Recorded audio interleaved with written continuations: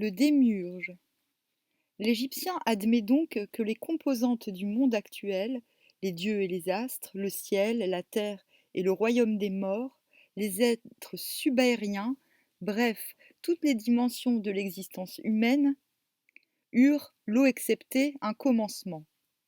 De celui qui provoqua ce commencement, les textes, si largement répartis dans le temps et dans l'espace, ne nous ont pas laissé une définition commune, universellement valable, ni même le moyen d'en déduire une pour la satisfaction de notre logique cartésienne. Il serait vain de vouloir condenser en quelques phrases une notion égyptienne du démiurge, créateur incréé. Certes, il y eut un être qui mit en branle la jeunesse de notre univers, mais cet être ne se confond pas, dans tous les systèmes, avec le créateur de toutes choses, et sa personnalité, variable et multiforme, ne se laissait pas, et ne se laisse pas, saisir aisément dans le fouillis touffu des traditions divergentes et des synthèses convergentes.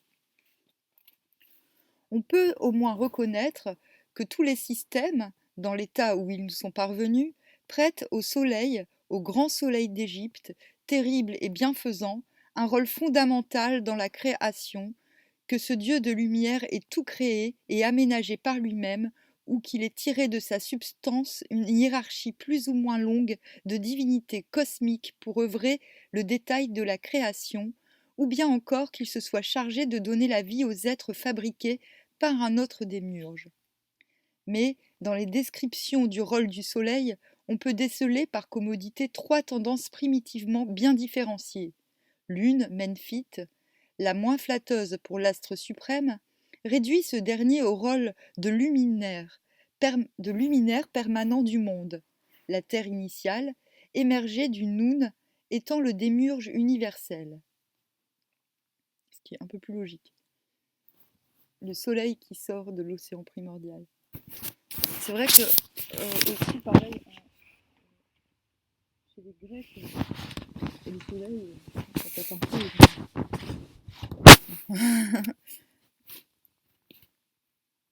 La seconde, héliopolitaine, fait du soleil le démiurge absolu, le dieu de la terre n'étant que son petit-fils. Ces deux thèses, diamétralement opposées, admettent un principe commun. Le Créateur suprême, maître de sa ville, de l'Égypte et du monde, n'est issu de personne. Il est autogène par excellence. En cela, les tendances menphites et héliopolitaines se distinguent de la troisième tendance, provinciale, laquelle suppose que le démiurge, en l'occurrence le soleil, a été mis au monde par une entité divine sortie du Noun avant lui, un proto-démiurge, pourrait-on dire, et qui, selon certaines traditions, a déjà élaboré une partie de la création. Ah, elle est pas mal cette théorie. Mais d'ailleurs, tout cela me fait penser aux présocratiques, dont j'en ai deux, j'ai deux pléiades des présocratiques, et que oui, il va falloir que j'en fasse les lectures. Parce que d'après ces philosophes physiciens, il y en a qui ils ont chacun, si vous voulez, il y en a qui mettent la base de toute chose dans l'élément de l'eau, il y en a certains qui le mettent dans l'air, d'autres du feu. Du coup, on peut supposer qu'ils venaient tous d'une école différente d'Égypte. Voilà. D'Égypte ou d'ailleurs, mais vu que cette distinction est possible sur un même territoire, on peut se dire que ce fut pareil dans d'autres régions du monde. Mais je trouve quand même frappante cette différence sur un même territoire, que ce soit la même pour les philosophes ayant vécu à la même époque. Pour moi, ça n'a pas trop de... Il n'y a pas trop de hasard et de coïncidence là-dedans. À mon avis, les pré-platoniciens étaient imbus de cosmogonie égyptienne. Bref, la notion de démiurge autogène. Telle est, selon la vision héliopolitaine, partagée par les Menphites dès les temps anciens, plus enrichie et glosée par des générations de théologiens, la naissance du démiurge. Donc là, on est chez les héliopolitains. Le noun liquide étant posé comme un absolu, antérieur à toute genèse, un événement mystérieux se produit au jour de la première fois, l'inexplicable émergence du Dieu créateur. Les textes réunis plus bas sont riches d'allusions à cet épisode fondamental. Le démiurge est venu à l'existence de lui-même, point de ventre qu'il est porté, point de père qu'il est engendré, point de Dieu qui est assisté à sa naissance. Il est, par définition, le solitaire, l'unique, dans la famille et sans témoin d'où son mystère social. D'ailleurs, solitaire, ça ressemble à soleil. Les phrases parlant de la naissance du démiurge, comme d'ailleurs celles qui décrivent la naissance des choses créées, emploient généralement le verbe képer, qui correspond à une notion fort difficile à saisir et plus difficile encore à transposer de la pensée égyptienne.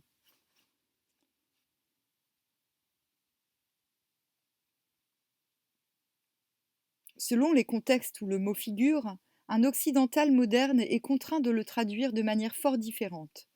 Naître, venir à l'existence ou exister, être à l'existence ou bien devenir, se transformer, se manifester sous telle forme. Le substantif képerou sera tantôt rendu par mode d'existence, tantôt par transformation, tantôt par transformation. Seule une meilleure appréciation du sens fondamental de cette racine képer, sens statique et dynamique selon les cas, permettra de déterminer les véritables conceptions métaphysiques des Égyptiens au sujet de la jeunesse du Créateur et des créatures. On verra que les longues dissertations cosmogoniques du papyrus Bremer Rind usent et abusent des termes Képer et Képerou avec une subtilité déconcertante.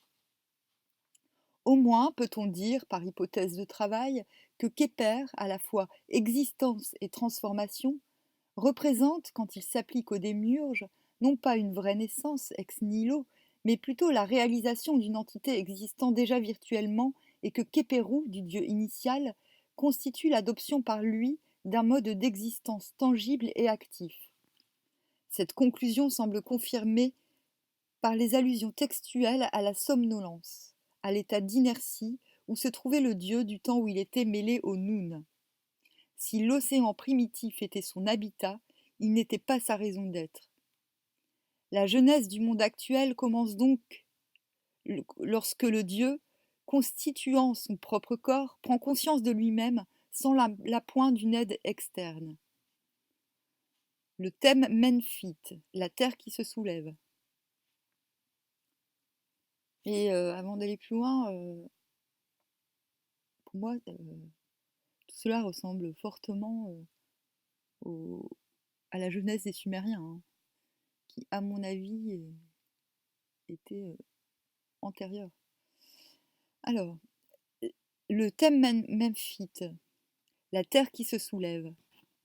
De tout temps, la doctrine de Memphis fut résolument chtonienne, et la primauté de la terre sera toujours proclamée bien haut, même dans les synthèses savantes qui ont cherché à concilier les croyances locales et les systèmes d'Héliopolis et d'Hermopolis.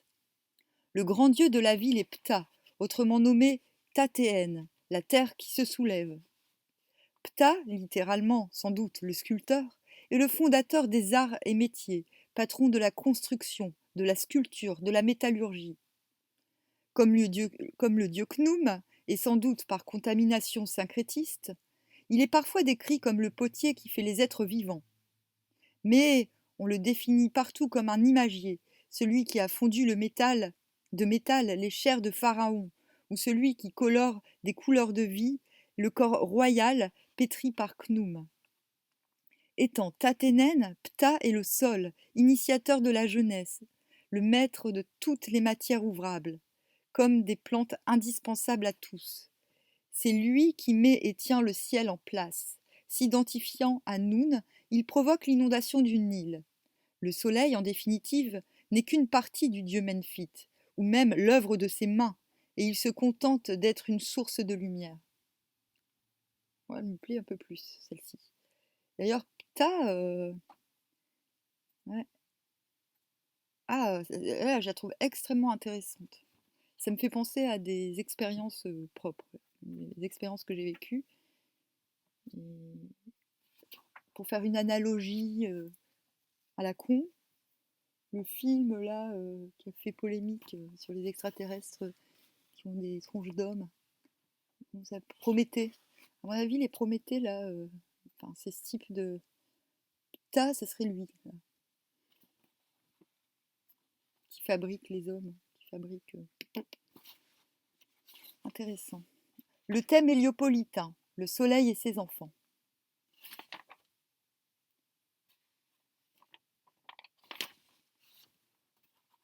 La thèse faisant du soleil, nommé Ré Atum Kepri, et encore Ré Aracté, le démiurge autogène, est des plus anciennes puisqu'elle constituait, dès le troisième millénaire, la donnée essentielle du système héliopolitain. Au cours de l'histoire, la plupart des dieux suprêmes vénérés dans les grandes villes de province allaient être identifiés à Ré, maître d'Héliopolis, l'obscur Amon, patron de Thèbes, cette bourgade qui devient une capitale vers 2000 avant J.C.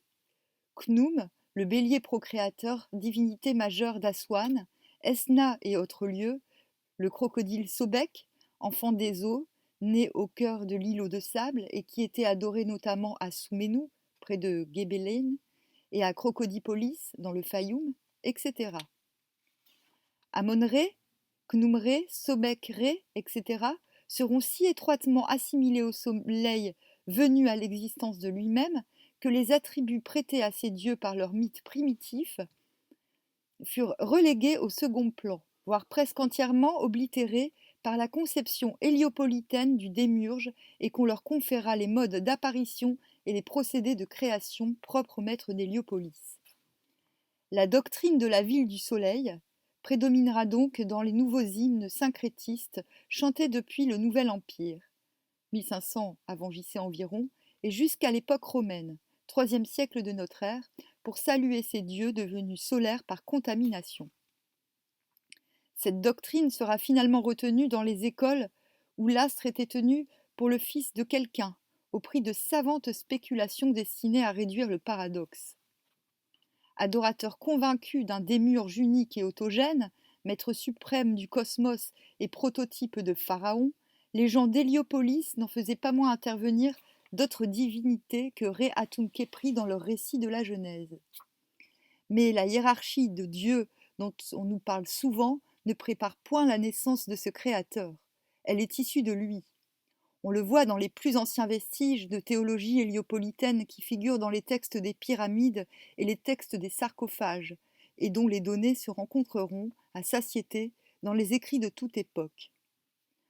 Un groupe de 9 dieux, l'Énéade, incarne les éléments et les forces du cosmos. Elle est partie intégrante du corps solaire. On assiste à une démiurgie échelonnée, où s'affirment successivement Atum, le soleil, puis Chou, air et lumière, et Tefnut, l'humidité, puis les enfants de ce couple, Geb, le dieu terre, auquel certaines traditions attribueront la création continuée des minéraux et des plantes, et Nut, déesse du ciel, qui a mis au monde les autres dieux. Ces autres dieux sont Osiris, Isis, Seth et Nephthys, héros de la célèbre légende osirienne. S'ajoutant à Ré-Atum, Chou et Tefnut, Geb et Nut, ils complètent l'Énéade. Mais dans la forme ancienne de la théogonie héliopolitaine, les 4 enfants de Nut ne représentaient pas, à la différence des 5 premiers, des parties de l'univers physique et, selon les mythes classiques, ils ne participèrent à la création que de manière indirecte et complémentaire. Cependant, la neuvaine tout entière, conçue comme un seul corps, est une manifestation du démiurge. Ouais, ça aussi, c'est assez intéressant. On va dire alchimiquement parlant, chimiquement parlant. Mais à voir, vraiment à étudier. En fait, le seul de ces personnages qui joue un rôle vraiment actif dans la création, c'est Chou, l'atmosphère lumineuse. C'est lui qui vient séparer la terre, Geb, et le ciel, Nut. C'est Ouranos, quoi. Non. Met en place les étés du monde, les huit et août, et élève la voûte céleste. Non, c'est pas Uranos, c'est Chronos. Je suis con. Ouais, c'est Chronos, la baleine géante. Parce que personne, il n'y a pas grand monde qui sait que, en vérité, Chronos est une baleine géante qui vit entre le ciel et la terre. Il est un véritable démiurge, issu du démiurge, mais aussi ancien que lui et consubstantiel. Il est le souffle d'Atoum, donc le vent de vie, force dynamique de l'univers. Ouais, ça c'est carrément la mythologie grecque, hein. De son associé, sa jumelle Tefnout, on nous parle fort peu. Sans doute était-elle, dans l'élaboration primitive du mythe, la nécessaire contrepartie féminine de Chou, mais son identification à l'humidité atmosphérique est une pure conjecture des égyptologues. De toute façon, les théologiens insistaient, là encore, sur la dépendance étroite du couple Chou-Tefnout vis-à-vis d'Atoum, dont il est plus qu'un enfant selon la chair, plus même qu'une double émanation selon l'esprit. J'étais un et je devins trois. Ah, hyper intéressant. Alors, mythes provinciaux, le proto-démiurge. Parallèlement aux principes admis dans les métropoles anciennes, Héliopolis et Memphis, et montrant le démiurge venant à l'existence de lui-même, une tendance provinciale, donc susceptible de présenter autant de variantes qu'il y ait de villes, admettait, avec les Héliopolitains, que le Soleil était l'auteur principal du monde actuel, mais le supposé fabriqué par une divinité antérieure, née avant lui dans l'eau absolue. Ces systèmes affirmant l'existence d'un démiurge présolaire appartiennent, selon toute vraisemblance, au fond le plus ancien des croyances pharaoniques. C'est ainsi que l'on a toute raison de présumer qu'un mythe archaïque mettait en scène une vache primordiale sortant du Noun pour mettre bas le soleil.